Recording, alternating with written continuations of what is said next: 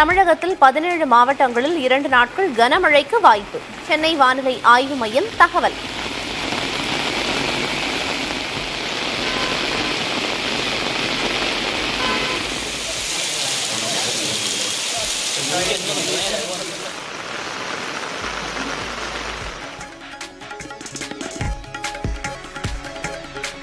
விழுப்புரம் மாவட்டம் செஞ்சியில் 8000 நெல் மூட்டைகள் மழையில் நனைந்து சேதம். அறந்தாங்கியில் சாலையில் பெருக்கெடுத்த மழைநீர்.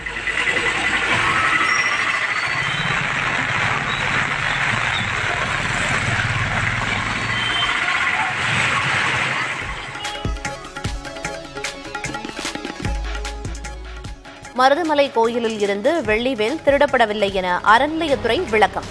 தனியாருக்கு சொந்தமான தியான மண்டபத்தில்தான் வேல் திருடப்பட்டதாக அறிக்கை.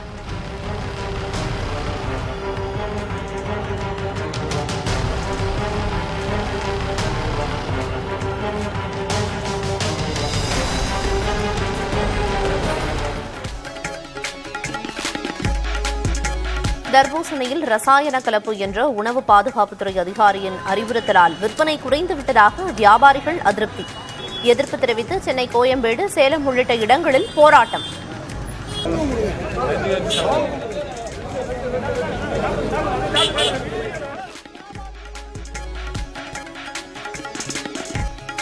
எல்லா விவசாயிகளும் தர்பூசணியில் ரசாயனம் கலப்பதாக கூறவில்லை என உணவு பாதுகாப்புத்துறை அதிகாரி சதீஷ்குமார் விளக்கம். பொதுமக்கள் அச்சமின்றி தர்பூசணி சாப்பிடலாம் என்றும் அறிவுறுத்தல். இது நான் செலக்ட் பண்ண கிடையாது, ரேண்டமா நான் எடுத்துட்டு வந்து சாப்பிட்றேன். தாராளமா மக்கள் எந்த ஐயமும் கொள்ளவே வேண்டாம். இந்த வாட்டர்மெலான் சாப்பிடுங்க, நான் வேணான்னு சொல்ல மாட்டோம். யாரெல்லாம் தவறு பண்றாங்களோ அவங்களெல்லாம் நாங்க பாத்துக்கிறோம். உணவு பாதுகாப்புத்துறை அவங்க மேல கடுமையான நடவடிக்கை நாங்க எடுப்போம். பாம்பன் பள்ளிவாசலில் முன் அனுமதி பெறாமல் அதிகமான உயரத்தில் அலங்கார விளக்கை அமைத்திருப்பது சட்ட விதிமீறல். ஆட்சியர் மற்றும் எஸ்பியிடம் முன் அனுமதி பெற்று அலங்கார விளக்கை பொருத்த காவல்துறை அறிவுறுத்தல்.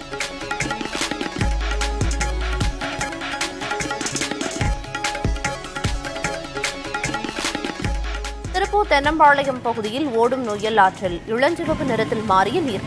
சாயக்கழிவை கலந்த ஆலைகள் மீது நடவடிக்கை எடுக்க மக்கள் கோரிக்கை.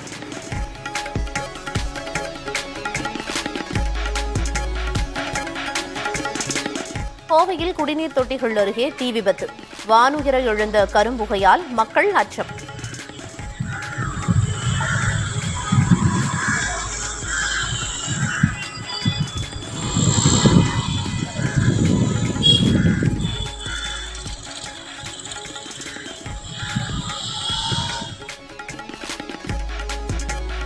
புளியங்குடி எலுமிச்சைக்கு புவிசார் குறியீடு. மத்திய அரசு அறிவிப்பு.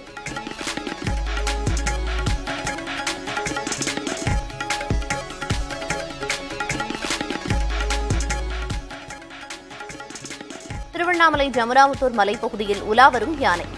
மலைவாழ் மக்கள் வெளியே வருவதை தவிர்க்க வனத்துறை அறிவுறுத்தல்.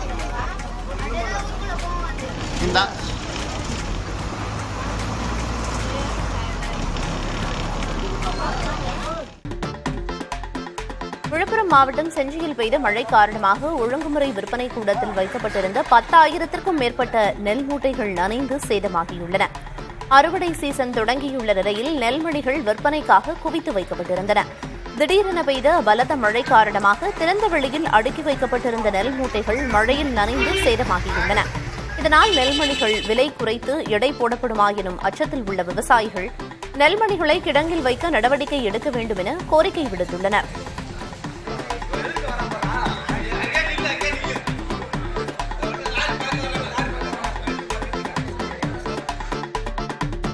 திடீரென பெய்த மழையால் செங்கல்பட்டு மாவட்டம் சிறுகுன்றம், திருவடிசூலம் ஆகிய பகுதிகளில் கொள்முதல் செய்து வைக்கப்பட்டிருந்த நெல் மூட்டைகள் நனைந்து சேதமடைந்தன.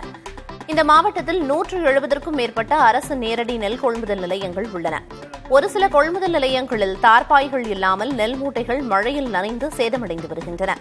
கிழிந்த தார்பாய்களை கொண்டு மூடப்பட்டதால் சில இடங்களில் நெல் மூட்டைகள் முளைக்கும் சூழல் ஏற்பட்டிருக்கிறது. எனவே நனைந்த மூட்டைகளை மட்டுமாவது உடனடியாக அரவைக்கு எடுத்துச் செல்ல வேண்டும் என விவசாயிகள் அரசுக்கு கோரிக்கை விடுத்துள்ளனர்.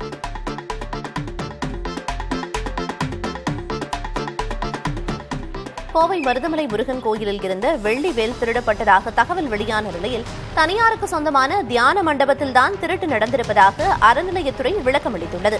சாமியார் வேடத்தில் வந்த நபர் வேலை திருடிச் செல்லும் சிசிடிவி காட்சிகள் வெளியாகியிருந்தன. மருதமலை அடிவாரத்தில் உள்ள தியான மண்டபத்தில் இந்த கொள்ளை சம்பவம் நடந்ததாக கூறியுள்ள அறநிலையத்துறை இது தனியாருக்கு சொந்தமானது என தெரிவித்துள்ளது. கொள்ளை சம்பவம் மருதமலை கோயிலில் நடைபெறவில்லை என கோவை மண்டல இணை ஆணையர் ரமேஷ் விளக்கமளித்துள்ளார். நாளை மருதமலை முருகன் கோயிலில் குடமுழுக்கு விழா நடைபெறவுள்ளது குறிப்பிடத்தக்கது.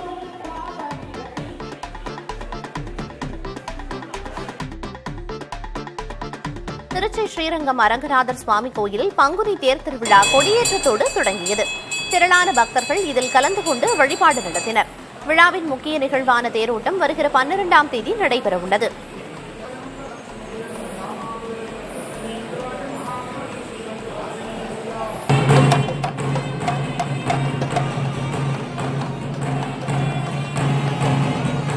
நெல்லை டவுன் கரியமாணிக்க பெருமாள் கோயிலில் பங்குனி பிரம்மோற்சவ தேர் திருவிழா வெகு விமர்சையாக நடைபெற்றது. கோவிந்தா கோபாலா முழக்கத்தோடு பக்தர்கள் தேரை வடம் பிடித்து இழுத்து வழிபட்டனர்.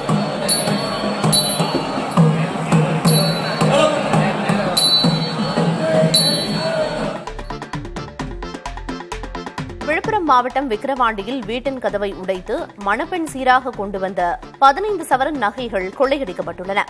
பாரதி நகர் பகுதியைச் சேர்ந்த குமார் என்பவரது வீட்டில் இந்த கொள்ளை சம்பவம் நிகழ்ந்துள்ளது.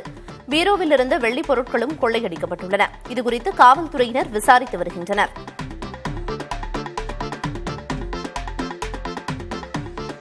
சேலம் மாவட்டம் ஓமலூர் அருகே மேட்டூர் சாலையில் அடிக்கடி ரயில்வே கேட் அடைக்கப்படுவதால் கடும் சிரமமாக இருப்பதாக பொதுமக்கள் குற்றம் சாட்டுகின்றனர்.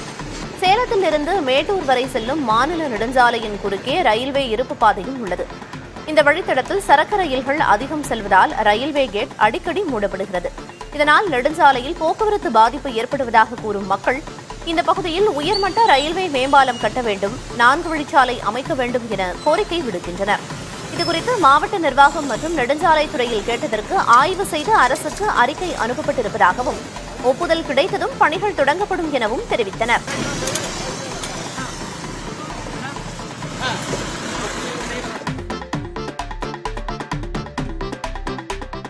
திருவண்ணாமலை மாவட்டம் வந்தவாசி அருகே மிகவும் சேதமடைந்த நிலையில் உள்ள வீடுகளை இடித்துவிட்டு புதிய வீடு கட்டித்தரக் கோரி பேரூராட்சி அலுவலகத்தில் இருளர் இன மக்கள் காத்திருப்பு போராட்டத்தில் ஈடுபட்டனர். தேசூர் ராஜீவ்காந்தி நகரில் 35 ஆண்டுகளுக்கு முன்பு அரசு கட்டிக் கொடுத்த 29 வீடுகளில் இருளர் பழங்குடியின மக்கள் வசித்து வருகின்றனர். இந்த வீடுகள் தற்போது மிகவும் சேதமடைந்து பலவீனமாக உள்ளன. கூரை பெயர்ந்து விழுவதால் சிலர் இந்த வீட்டின் அருகில் கூரை வீடு கட்டி வாழ்ந்து வருகின்றனர். புதிய வீடு கட்டித் தருமாறு பேரூராட்சி முதல் ஆட்சியர் அலுவலகம் வரை பல முறை மனுக்கள் கொடுத்தும் நடவடிக்கை இல்லை என அவர்கள் வேதனை தெரிவிக்கின்றனர்.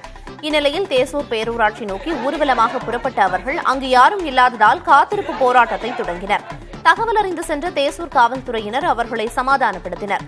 உரிய நடவடிக்கை எடுப்பதாக பேரூராட்சியின் செயலர் அலைபேசியில் உறுதியளித்ததால் கலைந்து சென்றனர்.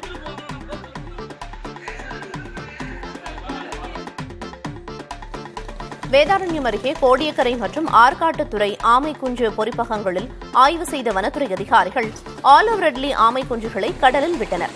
அழிந்து வரும் அபூர்வ ஆமை இனமான ஆலிவ் ரெட்லி ஆமைகளின் எண்ணிக்கையை அதிகரித்து பாதுகாக்க தமிழ்நாடு அரசு கடந்த 1983ஆம் ஆண்டில் நாகை மாவட்டம் வேதாரண்யம் அருகே கோடியக்கரை மற்றும் ஆற்காட்டுத்துறையில் ஆமை குஞ்சு பொறிப்பகங்களை ஏற்படுத்தியுள்ளது.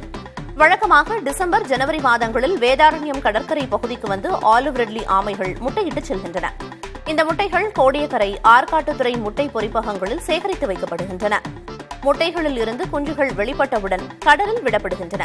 இன்று கோடியக்கரை பொறிப்பகத்தில் முட்டைகளிலிருந்து வெளிவந்த 237 ஆமை குஞ்சுகளை வனத்துறை அதிகாரிகள் கடலில் விட்டனர். மேட்டூர் அணையின் நீர்மட்டம் 22 நாட்களுக்கு பிறகு 108 அடிக்கும் கீழ் குறைந்துள்ளது.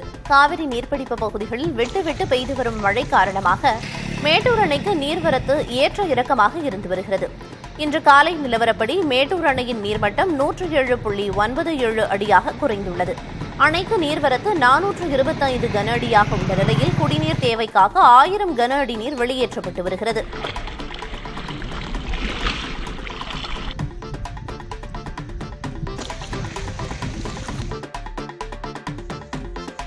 சேலம் மாவட்டம் ஏற்காட்டில் மரம் சாய்ந்ததால் போக்குவரத்து பாதிக்கப்பட்டது.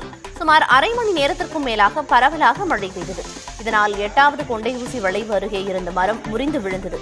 நிகழ்விடத்திற்கு சென்ற நெடுஞ்சாலைத்துறையினரும் தீயணைப்புத் துறையினரும் துரிதமாக செயல்பட்டு மரத்தை அகற்றி சீரமைத்தனர்.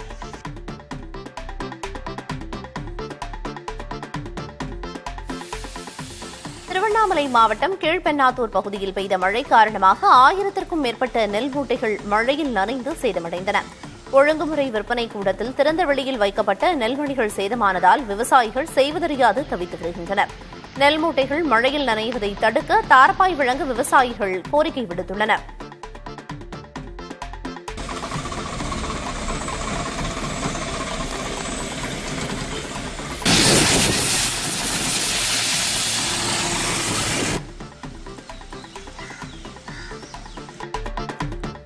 விருதுநகர் மாவட்டம் ஸ்ரீவில்லிபுத்தூரில் உள்ள 108 வைணவ தலங்களில் ஒன்றான ஆண்டாள் கோயிலில் திருக்கல்யாண உற்சவம் கொடியேற்றத்துடன் தொடங்கியது. மானிட பெண்ணாக அவதரித்த ஆண்டாள் வடபத்திர சைன பெருமாள் மீது தீராத அன்பு கொண்டு மார்கழி மாதம் நோன்பிருந்து பங்குனி உத்திர நன்னாளில் அரக்கனை கைத்தலம் பற்றினார் என்கிறது புராணம். இந்த வகையில் பங்குனி உத்திர நாள் அன்று திருக்கல்யாண வைபவம் நடைபெறுவதும் இந்த ஆண்டு திருக்கல்யாண உற்சவம் கொடியேற்றத்துடன் தொடங்கியது. முக்கிய வைபவமான திருக்கல்யாணம் பங்குனி உத்திர நாளான 11ஆம் தேதி மாலை நடைபெறுகிறது.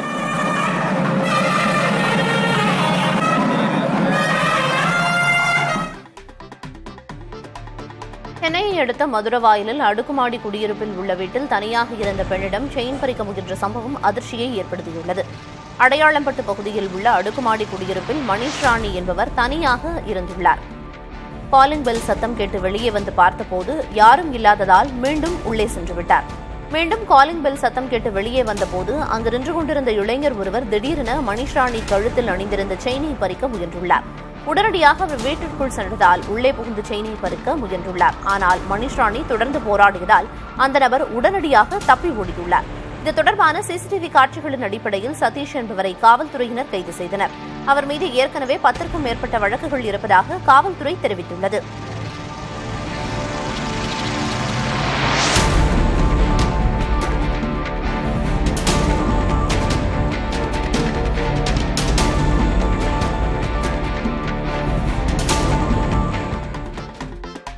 மதுரையில் தூய்மை பணிக்காக வைக்கப்பட்டிருந்த வாகனத்திற்கு தீ வைத்த 2 பேரை காவல்துறையினர் கைது செய்தனர்.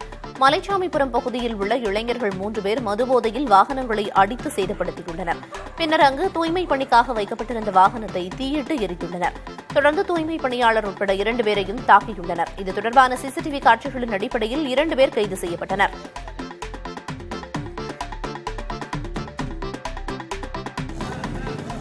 மேட்டூர் அனல் மின் நிலையத்தில் பழுது ஏற்பட்டதால் 600 மெகாவாட் மின் உற்பத்தி பாதிக்கப்பட்டுள்ளது. 3வது அலகில் பாய்லர் டியூப் பஞ்சர் ஆனதால் ஏற்பட்ட விபத்து காரணமாக மின் உற்பத்தி நிறுத்தப்பட்டுள்ளது. சீரமைப்பு பணிகள் நடைபெற்று வரும் நிலையில் இன்னும் 2 நாட்களில் பணி நிறைவடையும் என அனல் மின் நிலைய அதிகாரிகள் தெரிவித்துள்ளனர். திருவண்ணாமலை ஜமராமுத்தூர் மலைப்பகுதியில் யானை உலா வருவதால் மக்கள் வெளியே வருவதை தவிர்க்குமாறு வனத்துறை அறிவுறுத்தியுள்ளது. யானையை வனப்பகுதிக்குள் திருப்பி அனுப்பும் பணியில் ஊழியர்கள் ஈடுபட்டுள்ளனர். பொதுமக்கள் யானையை அச்சுறுத்தக்கூடாது என எச்சரிக்கை விடுக்கப்பட்டுள்ளது.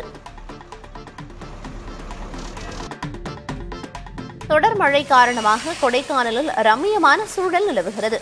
கோடை விடுமுறை தொடங்கியுள்ள நிலையில் ஏராளமான சுற்றுலா பயணிகள் கொடைக்கானலில் குவிந்து வருகின்றனர். இந்நிலையில் 2 நாட்களாக பெய்து வரும் மழை காரணமாக மலைப்பகுதிகள் பசுமையாக காட்சியளிக்கின்றன.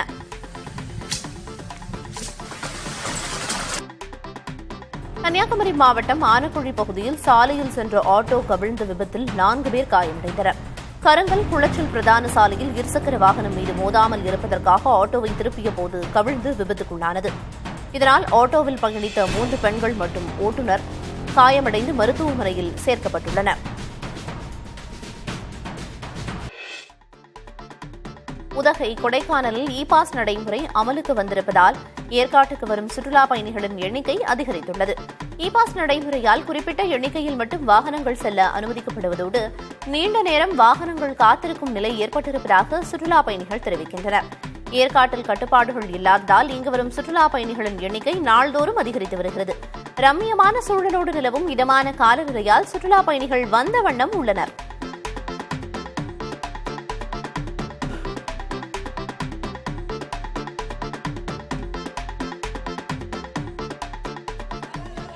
விழுப்புரத்தில் தூய்மை பணியாளர்களை அழைத்து வந்து கவுன்சிலரின் மகளுக்கு நலங்கு வைத்த சம்பவம் நிகழ்ச்சியை ஏற்படுத்தியுள்ளது.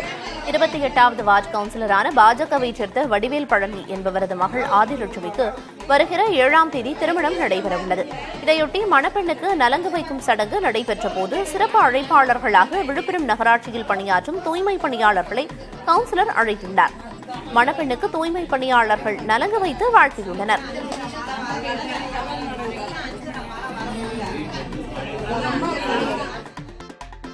திருவாரூரில் ஆழி தேரோட்டத்தை முன்னிட்டு 7ஆம் தேதி உள்ளூர் விடுமுறை விடப்பட்டிருக்கும் நிலையில் அன்றைய தினம் 1 முதல் 5ஆம் வகுப்பு வரை நடைபெற இருந்த தேர்வு அடுத்த நாளுக்கு ஒத்திவைக்கப்பட்டிருக்கிறது.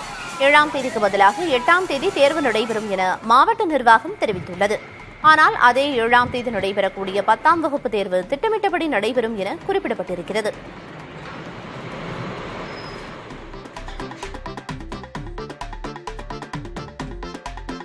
திருவாரூர் மாவட்டத்தில் பணி ஓய்வு பெற்ற தூய்மை பணியாளரை நகராட்சி ஆணையர் தனது வாகனத்தில் வழியனுப்பி வைத்த சம்பவம் நிகழ்ச்சியை ஏற்படுத்தியது. திருவாரூர் நகராட்சி பொது சுகாதார பிரிவில் தூய்மை பணியாளராக கடந்த 30 ஆண்டுகள் பணிபுரிந்து பணி ஓய்வு பெறும் சரோஜாவிற்கு நேற்று பாராட்டு விழா நடைபெற்றது. இதில் பங்கேற்று பேசிய நகராட்சி ஆணையர் தாமோதரன் விழா முடிந்தவுடன் தூய்மை பணியாளர் சரோஜாவை தனது வாகனத்தில் வழியனுப்பி வைத்தார்.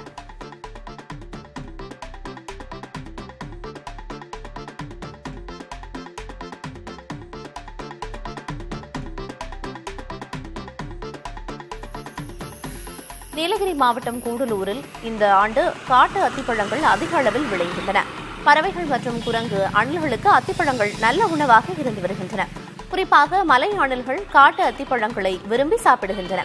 காட்டு அத்திப்பழங்களில் அதிக அளவில் புழுக்கள் இருப்பதால் மக்கள் இவற்றை பயன்படுத்துவதை தவிர்த்து வருகின்றனர்.